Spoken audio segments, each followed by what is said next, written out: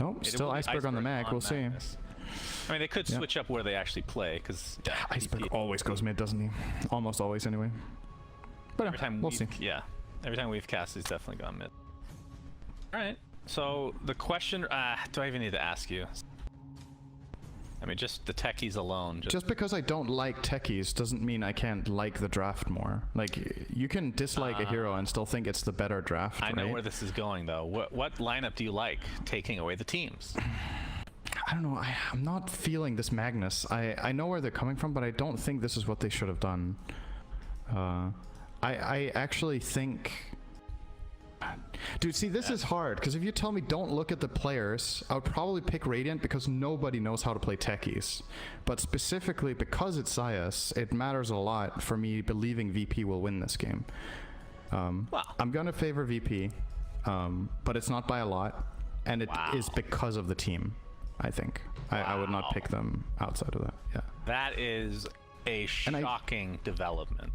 Why is that a shocker for you? I mean, again, I understand that you're basically a robot, so anytime you look at a situation of which team is winning or which team should win this game based on lineup, you're actually pretty good at looking at things objectively, right? And that would be interesting. It would increase your farming ability by a lot. Oh my goodness. Well, good damage. You should say what you're looking at. No one knows what you're looking at. Techies use Blast Off. Okay, it dealt damage. So when you play against this hero, you need to be really careful not to stack your heroes and take the double blast off, because he doesn't want to use it on one hero. Then it's just a basically even trade. What makes this so good for Zyas is when he hits both heroes, because he doesn't feel at risk jumping in against this line, or against this lane rather. They don't have slows or stuns yet. And he has a lot of HP regen with 6 Tango 2 Salve. So he's just gonna max out. He might see him jump again on the next wave. Even here, he's trying for it, and there we go again. That's a lot of damage. Has to pop his Fairy Fire, though. There's an open wounds ready. Will continue to chase. He's dead. And that will be first blood in all likelihood. V2 will take it for himself.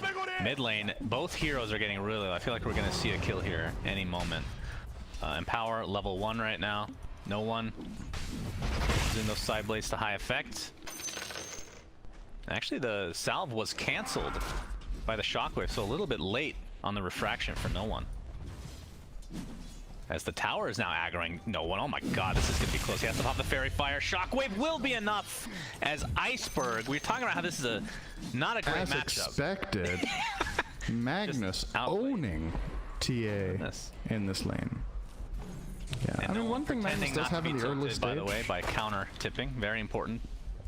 In the early game, Magnus obviously does have a lot of damage, so he can contest the first few waves of CS relatively easily with Empower, and maybe even be favored here. Empower plus Quelling Blade is insane damage. TA with Refraction, I think, now might match up with it relatively evenly. Maybe even slightly favored, but until level 3, I could see why Mag should pull ahead a bit. And Iceberg has just been playing super aggressively. So nicely done. Does not have Skewer. Actually went 2 in Shockwave. The build that I'm used to seeing is just you obviously max in power, but Skewer is taken very early to give you some potential. But perhaps because no one is relatively tanky with Refraction, doesn't want to even try for it. It also matters a lot what lane you're in. In mid lane, Skewer is less necessary and less useful in a lot of situations. And there's even some lanes where Shockwave is very useful too.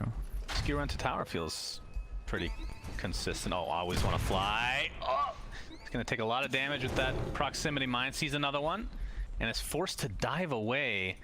Zayak. TA hits 6. Maybe you grab level 3 first though. That might be why he's waiting. Seems to be the case. Yeah, top lane is a possibility as well. Aloha Dance runs into 2 heroes now. He's going to have to run away with that haste, which is dissipating now. Did get the courier kill. That was the Techie's courier, by the way. Had a ring of regen and a couple other small items on it. Let's talk about the top lane before we see even more action here mid. Actually, we might see some action now. Always want to fly again. Running into more members of VP. Blast off incoming. The deny is successful. The next label. I know Cinder's a real fan of denying. Loved it on Pudge. Oh, Culling Blade really? actually used. and the Fairy Fire keeps want to fly alive, and Aloha Dance is going to turn this around with a level 1 battery assault. Resolution doing the smart thing, going next to a wave of neutral creeps. Still going to take more damage. Iceberg was thinking about going for this, but instead we'll have to go back to his farming ways mid lane. It's so important that no one got this return kill in mid. He's gonna lose a courier here, but he's pulling significant. Also do that. Aloha Dance forcing Zayak out. Will actually kill one of his mines as well. No one. Refraction is popped. Might turn this around. Aloha Dance is gonna attempt to TP out the blast up incoming, and down he goes, and he gets a royal jelly for Lifesteal? Wow. Okay, I thought he was gonna use it on DP actually. It's not bad for LS either. Resolution, and Zayak is here to help out though. Cogs incoming. Blast off not in range again. W getting chased. The right click's not going to be enough as the spin comes out. General. He is slept by Solo. And ILTW has to TP out. Iceberg is slowed in the jungle. As in the Rezo is in trouble here. Resolution attempting to TP out. And oh my god, the battery assault stopped. Last, just if it had one more tick, it would have connected there. Zayak going for the deny, and we'll find it. Synderen's favorite interaction. I'm going to say that every single time he does that, how much you like that interaction. There we go. Fortification spot pretty much instantly bottom lane. We might have a gank attempt onto V-Tune. He does have Infest, but he's going to get gripped, and there's no creeps around him. Does have Rage up, but the Culling Blade, and that was a full duration Fiend's Grip, and they needed every second of that. And that means the Blink Dagger is gonna be online for Rezo. This kill. Hookshot will miss though. He's attempting to TP out the skewer into the battery assault. About as good as it gets right now for Vitamin, because General called into an Omni Slash. He's not dying here. Mech. Solo is here. Has the Nightmare available. This is gonna be completely turned around, as you're right. General is mega tanky. Oh, this is a good Sunray. Has to be slept. Well, RP is going to completely whiff, though. They are going to get resolution. Battery assault slowing down. ILTW. I take it back. I really like that name. Yeah, you've found a way of making it likable for you and nobody else. That's really good. We have the slow on the Solo. He's going to Nightmare up, but the Rage into the right clicks should be enough, and it is. They miss a kill. It's because Techi's got one. V-Tune is gonna get gripped, but silence immediately from General. But the counter initiation for Resolution, beautiful call. But the Infest is gonna keep the Lifestealer alive, and this is gonna be a turnaround. The egg comes out. The Cogs resign Solo to his death, and General will continue the pressure. He's still infested. If they can catch up, this will be very difficult to catch up. EP. Nope, Solo has to try to Nightmare and run, and looks like he'll be successful. His Tranquils helping him out in that department. Yeah, you're right. I mean, the Deso Unknown. This long, the spells are going to be up again. 30 seconds for Supernova, so they weren't interested in trying that. They're going to get a clockwork kill. Done. That's like enemy against techies. If you survive the explosion, you heal up fully. It's extra value on Lifestealer because of the regen, obviously. He lifesteals a lot. It's getting perpetually slowed from this Echo Saber. Shockwave is up and left. Onto two heroes. Looks like Iceberg's gonna... He actually faked the ult. Will actually use it and will die pretty much instantly with the Calling Blade. But it'll be a trade as no one's stuck inside the cogs and the egg used to full effect. So really an even You're trade. Okay with that as VP. Like, yeah, you lost your TA, which isn't great, but the counterplay looked pretty rough, and then we have some big side steps. This would make it worth it. Sure. Speed boost from really that Law Dance. Will be killing his best friend in Rezon this build. So Manta for the silence more than anything, I would assume. I mean, there's a lot of applications. Yeah, you can Manta dodge RP, obviously, which is might be easier than you would think.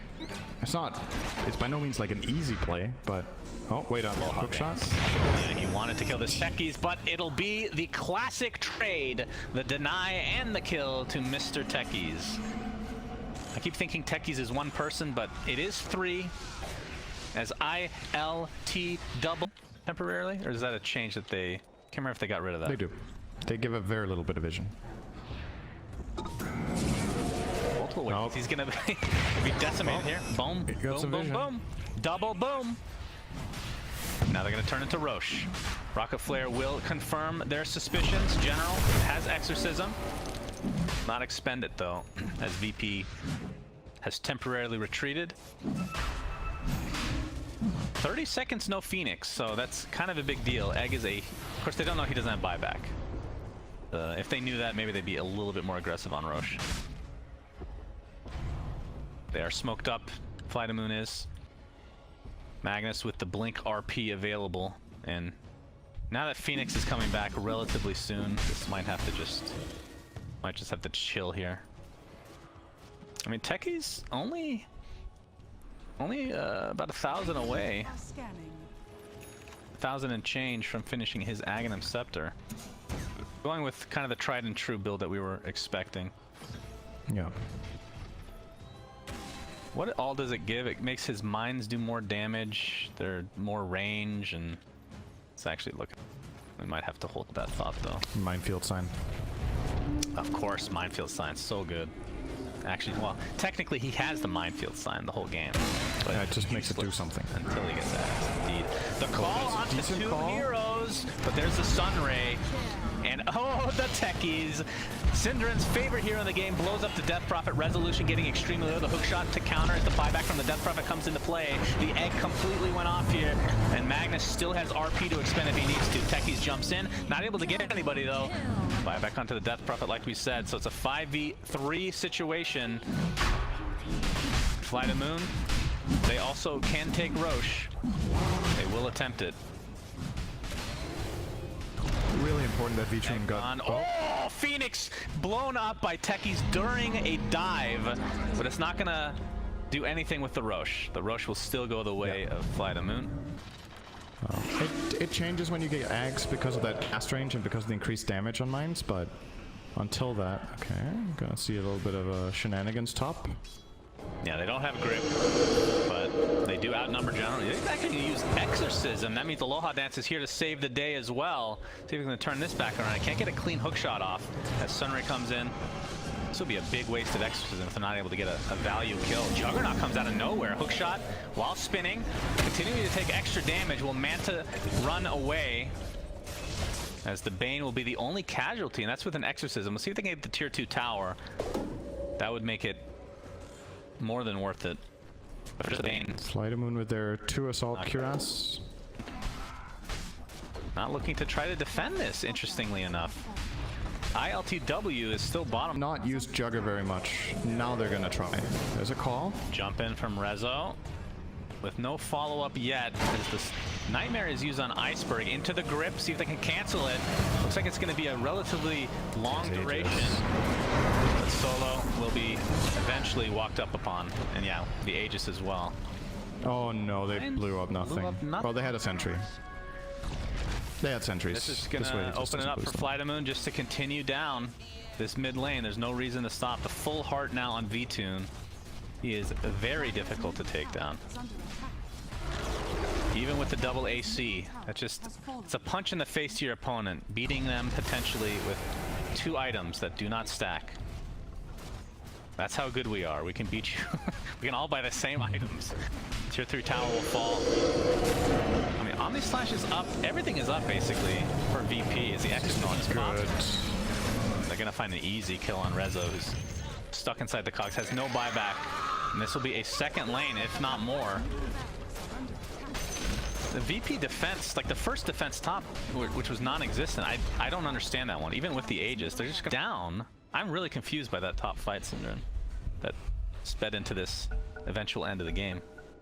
Think of this. Think of it like this. Like, how are they supposed to take that fight? The enemy team is nicely spread out. Your only catch is Axe because Bane is dead. Your Techies has 0 mines set up. So you have a Jugger and a TA and an X that can jump 1 guy, and you're fighting into a full team fight combo with Aegis in front